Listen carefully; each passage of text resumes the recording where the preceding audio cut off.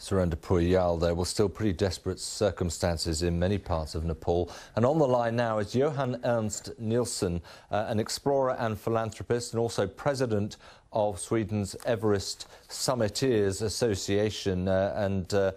Johan is staying in and around the village of Tengbosch in the Khumbu Valley, just below Everest Base Camp, and joins us on the line now. Johan Ernst Nilsson, thanks very much for joining us. Can you first of all give us a picture of the sort of damage and the circumstances people are having to deal with where you are? Well, actually, the villages around Everest Base Camp, most of them are really crashed. In Namche, the biggest village, most of the houses are cracked, but not many have fallen. Another earthquake will definitely make a lot of the houses crack and fall down. So some of the villages are completely down.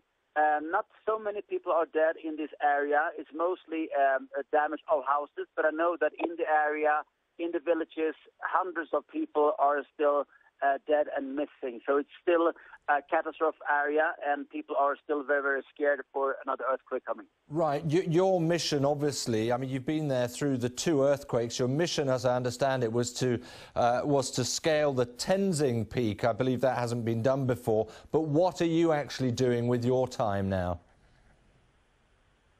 Well, I was here to do this project for non-violence, to climb two unclimbed peaks called Tenzing and Hillary. But I always stopped and I put everything on as many people. So now we're trying to build up a school, a hospital and a monastery, and then also trying to raise funds through different organizations all over the world to help the villages. Because a lot of people are talking about Everest Base Camp and Kathmandu, but people are forgetting about the hundreds of villages in between in the Khumbu Valley where people are really injured and need help.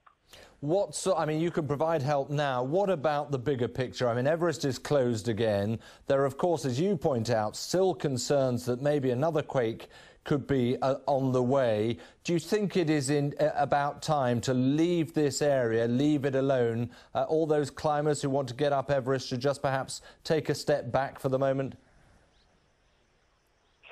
Well, actually, I think it's good they closed the mountain because it was too dangerous, and obviously there were new earthquakes and new aftershocks coming, so it was a wise decision to stop climbing.